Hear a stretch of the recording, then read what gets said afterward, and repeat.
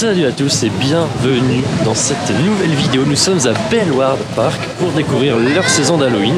Il y a un bon programme en termes de maze, puisqu'il y en a 6, 7, combien tu dis?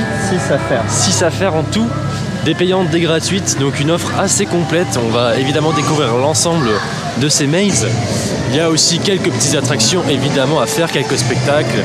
Bon, voilà, on est sur un parc qui nous avait laissé un avis plutôt mitigé lors de notre dernière visite en termes d'attractions, mais là il y a une offre Halloween supplémentaire qui est à découvrir et qui je pense va nous plaire. Donc c'est parti pour découvrir cette saison d'Halloween ici à Bellward. On commence bien entendu avec quelques attractions avant l'ouverture des maisons et là on se dirige vers la zone canadienne pour débuter.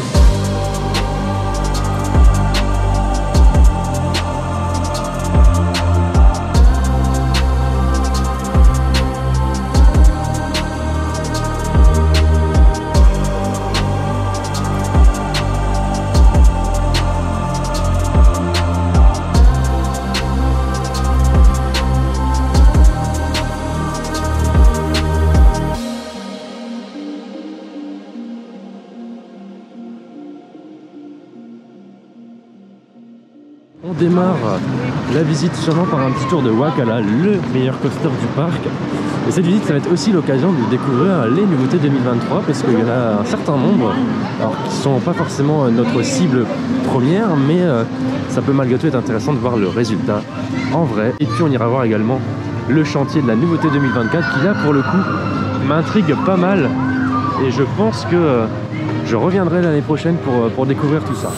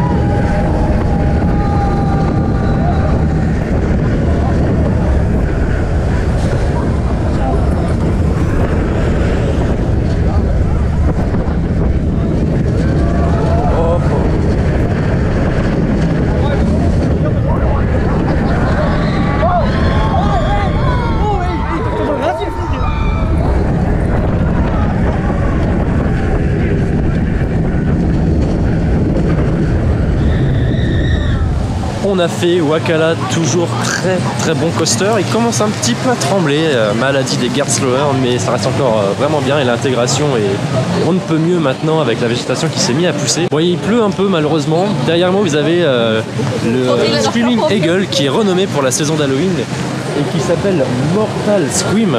Il y a un petit thème assez sympa au niveau du démarrage. Donc on va aller en faire un tour. Juste ici on a la Pchit Station, je pense que c'est comme ça que ça se prononce. Pchit Station, nouveauté 2023. Petite attraction pour les enfants mais qui est très jolie, très bien intégrée. Donc je vous fais quelques plans de la zone avec le Niagara ici qui est également renommé Waterfall of Death. Sympa au niveau de thème, mais bon il se met à bien pleuvoir alors on va sûrement se mettre à l'abri quelque part.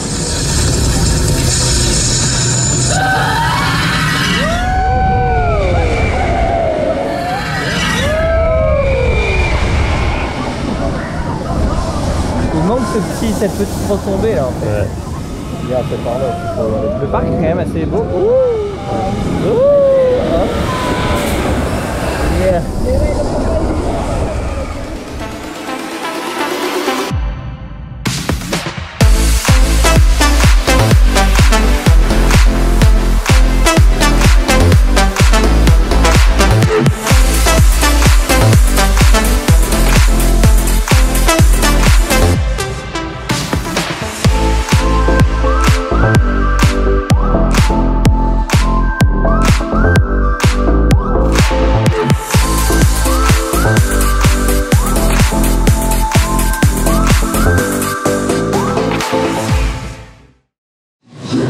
Allez, il est l'heure d'aller manger. On va découvrir le nouveau restaurant de cette saison 2023 qui se retrouve dans la zone enfant qui a été un petit peu réaménagée pour l'occasion avec une nouvelle thématisation.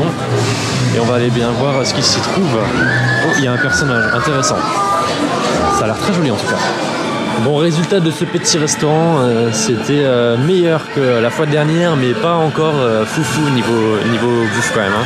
Il y a vrai progrès à faire ici dans ce parc en termes de nourriture. Nous avons passé un petit tour rapide au niveau de la zone savane qui s'est vu un petit peu améliorée en termes d'aménagement avec un nouveau ponton. Très sympathique, encore une fois des décos Halloween présentes, il y a une maze pour les enfants à cet endroit. Et là ici nous sommes dans la zone de la nouveauté 2024 où derrière les palissades il y a un chantier. Très impressionnant en tout cas quand on vient d'arriver dans la zone, ça a l'air assez immense. Hâte de voir le résultat notamment avec la thématique et les autres petites attractions qui seront ajoutées aussi, parce qu'il n'y a pas que cet énorme raft, il y a un petit coaster, il y a un petit flume pour enfants aussi. Bref voilà, c'est une vraie zone complète qui va aboutir ici en 2024, donc hâte de voir le résultat. Et en tout cas ça prend beaucoup de place. Donc nous on se dirige vers la zone mexicaine pour potentiellement faire un petit tour de Huracan, parce que ça fait un petit moment. Un petit tour de boomerang, bon on verra bien, mais pas sûr. Mais surtout pour démarrer aussi la visite des maisons hantées. Il y en a 2 dans la zone mexicaine. Il y a une réservation des mazes qui se fait par tranche horaire et ça ouvre à partir de 14h. Donc plutôt intéressant la tranche horaire jusqu'à ce soir, sachant que le parc ferme à 21h, les mazes ferment à peu près à 20h. Par quoi on commence alors? C'est quoi la première maze là? On ne sait pas. Moi je commencerais peut-être par Mexican Massacre. Mexican Massacre. Je sais pas qui m'inspire moins. T'inspire le moins? Ok. Après, bon bah donc c'est parti pour Mexican Massacre.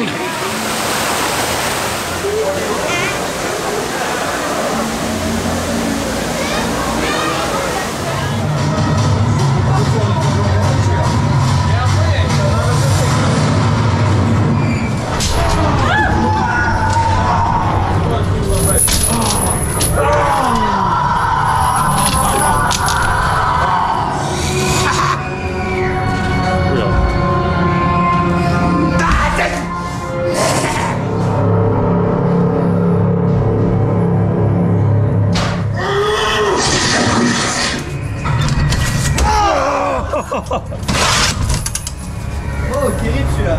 Oh putain. Allez. Ok. Et bien après avoir fait le massacre, Mexican Massacre, qui était très bien, très longue comme maze, environ 10 minutes à l'intérieur, donc c'est vraiment costaud. Il y avait des bonnes idées, quelques scrims intéressants, mais un petit peu de longueur, c'est vrai que sur certains passages. On continue avec une autre maze qui se situe juste à côté, qui s'appelle le Funérarium, donc là un thème au niveau de la morgue. Un thème intéressant, qui m'intrigue beaucoup. Hâte de voir le résultat à l'intérieur en termes de thématique. Pas compliqué l'ascenseur. Ah, je t'ai écrasé. Regarde, t'en as un zombie en deuil. T'en as oublié juste là.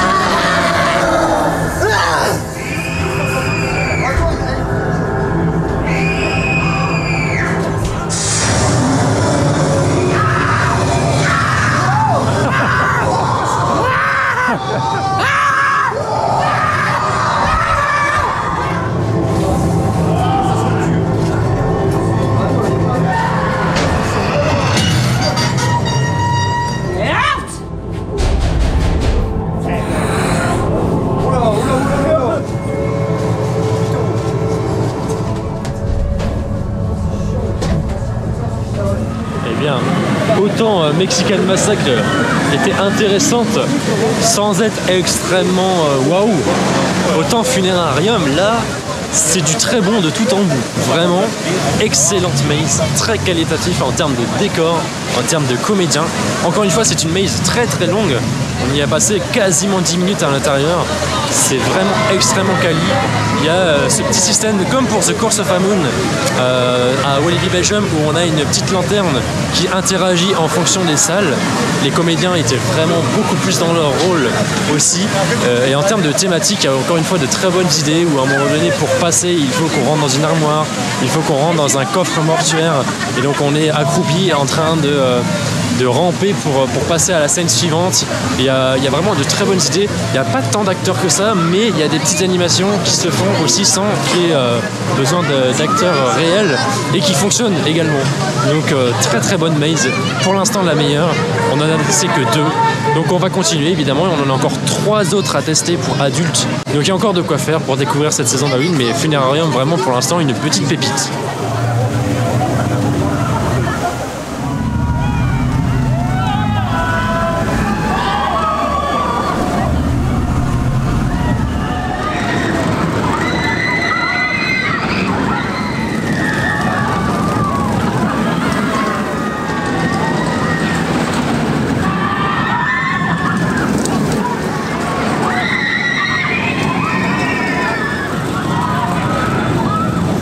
Allez, direction maintenant Fantasyleum, une autre maison hantée qui se trouve ici dans un ancien bâtiment qui il me semble abrité avant le monorail. Thématique plus asile psychiatrique donc, sponsorisé par Fanta, il semblerait. Bref, on va voir ce que ça donne. Mais ça peut être aussi sympa en termes de thème. Asile psychiatrique, c'est souvent un thème qui fonctionne très très bien pour tout ce qui est Halloween.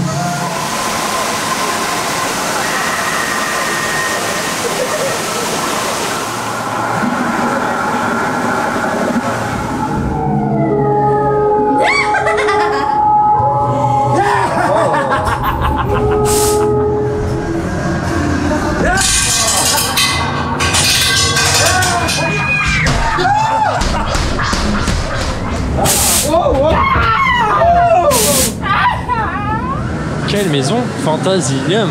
Ça ne paye pas de mine de l'extérieur. On se dit un truc sponsorisé par Fanta, c'est forcément un peu de mauvais goût. Mais waouh! Waouh! Celle-ci là, en termes de peur, incroyable. On est sur des scares extrêmement efficaces, très simples pourtant, mais ça marche du tonnerre.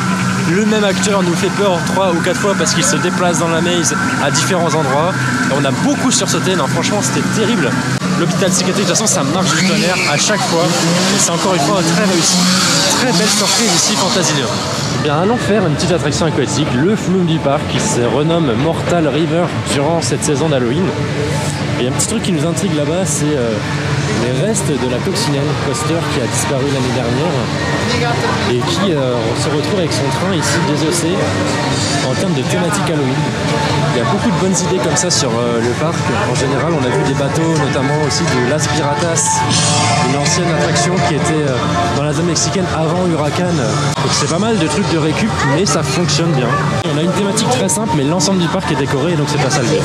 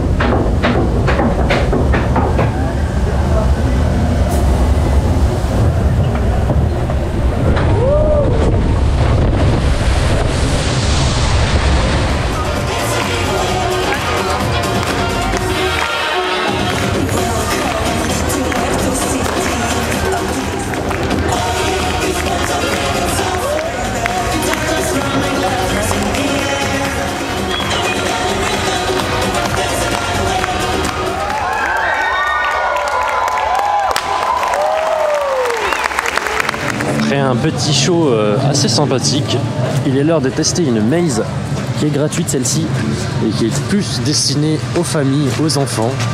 Alors elle se fait en extérieur dans la forêt. Elle commence un petit peu à s'assombrir déjà, donc On va voir ce que ça donne, mais ça peut être rigolo.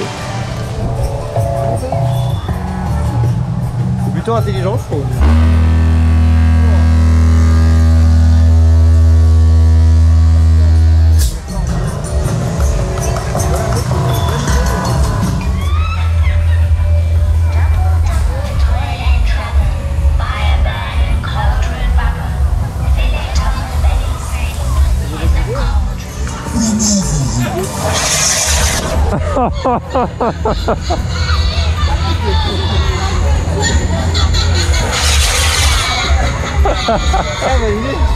To scream whenever you want.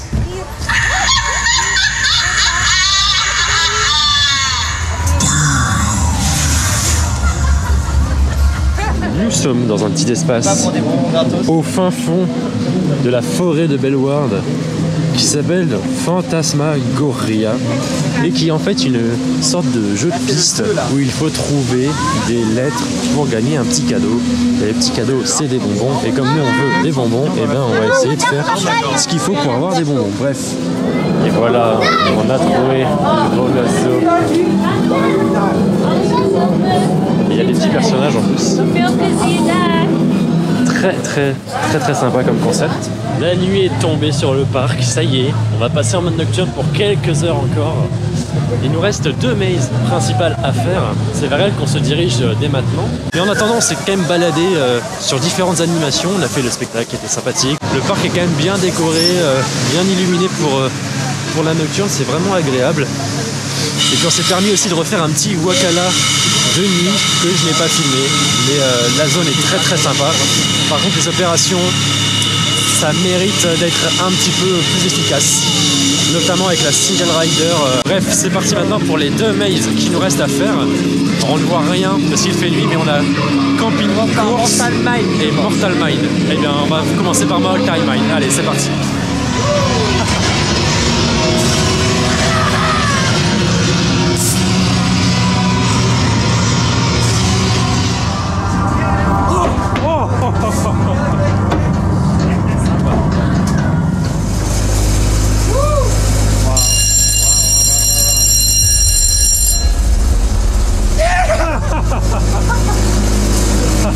Et encore une fois, bonne surprise sur ce Mortal Mine. Alors, on sent que c'est un petit peu plus vieux, mais il y a de très bonnes idées à nouveau.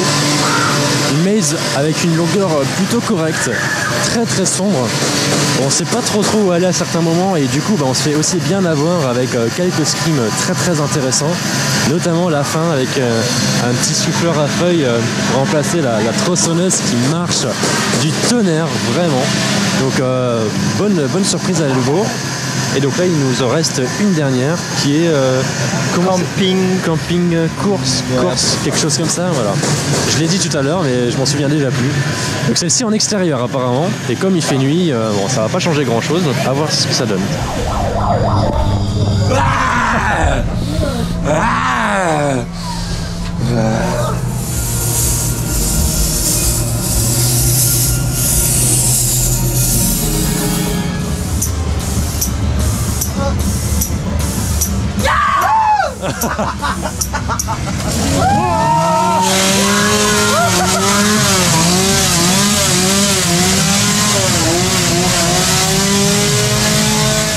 Bilan de Camping Course, très belle maze également en extérieur, mais avec quand même des petits passages intérieurs très oppressants en termes d'ambiance, assez particulier. Ça manque un peu d'acteurs, mais c'est encore une fois assez long.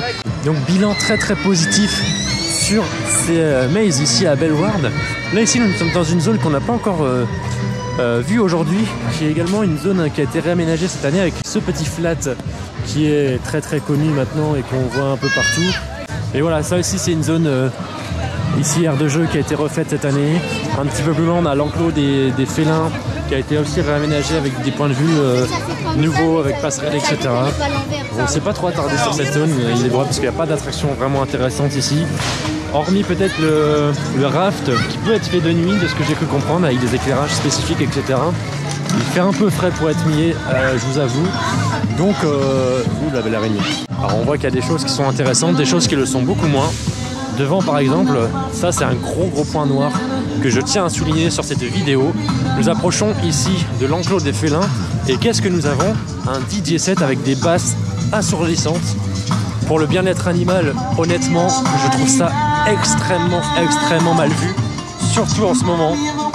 Donc là, très mauvais point, gros carton rouge pour Bellward. C'est inadmissible de mettre ça ici. Ça aurait beaucoup plus sa place en zone mexicaine par exemple. Et en plus, bah voilà, c'est dans un coin un peu refermé, donc il n'y a personne. C'est moche. Et surtout, l'enclos des félins est vraiment, mais juste ici en fait quoi. Il est vraiment juste là. Donc les félins, ils vont avoir ça pendant plusieurs heures dans leurs oreilles. Non, c'est pas possible. Ça vraiment, c'est pas possible. Pourquoi le DJ n'est pas ici? Putain, sérieusement, ça a beaucoup plus sa place ici que là-bas. Il y a du monde, il y aurait eu facilement de l'ambiance. La place, on a l'impression qu'elle est faite pour quoi. Il y a plein d'endroits possibles où le DJ pourrait se poser. Et il y a déjà pas mal de lumière, etc. Non, franchement, quel mauvais choix d'avoir mis le DJ là-bas. Je ne sais pas s'il était présent ici avant. Je me demande même s'il n'était pas justement ici avant. Ils ont peut-être voulu changer pour voir si ça marchait, pour essayer de dynamiser une zone différente. Mais non, franchement, ça c'est une valeur sûre. Restez sur les valeurs sûres, vraiment.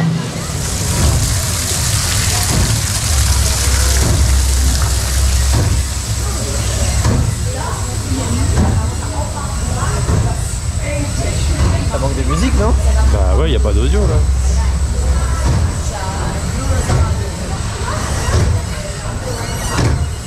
C'est à mourir l'ambiance, hein. Voilà. Il me semblait qu'il y avait de l'audio avant, on est d'accord hein. Oui, mais c'est même sûr, ils auraient jamais laissé un truc comme ça. Ouais, bah super. Bah, je vous laisse profiter de ce petit, voilà, vous voyez ces beaux décors sans aucun son. C'est assez triste hein. La fumée qui C'est sort, assez triste. Ah ouais, bah y a plus rien. J'ai l'impression qu'on enchaîne les déceptions depuis le DJ là. Hein, il nous a jeté un mauvais sort ce DJ quand même. Hein.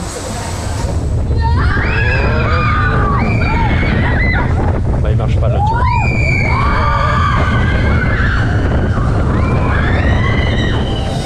Bon, on termine sur une note un petit peu négative malheureusement avec Huracan, sans audio, sans lumière, bof, pas ouf. J'en avais en tout cas un meilleur souvenir, c'est dommage. Mais dans l'ensemble, on a passé une très bonne journée ici à Bellward. Les mazes sont vraiment très qualitatifs, l'événement Halloween dans son ensemble également. Il y a pas mal d'animations aussi pour les plus petits, le parc est bien décoré. Voilà, c'est une très bonne journée ici qu'on a passée, bien meilleure que les visites précédentes. C'est un parc qui, je pense, a encore des progrès à faire, bien entendu, sur certains points, mais hâte de voir la suite et notamment la nouveauté 2024 qui s'annonce intéressante. Bref, on reviendra en tout cas dans ce parc, je l'espère le plus vite possible, et j'espère aussi surtout qu'il nous fera revenir avec des investissements intéressants et des nouveautés vraiment cool à découvrir prochainement. Bref, merci à tous d'avoir regardé cette vidéo jusqu'au bout, à très vite pour plein d'autres vidéos sur la chaîne, n'hésitez pas à vous abonner et à me retrouver sur d'autres réseaux. Allez, à très vite, salut!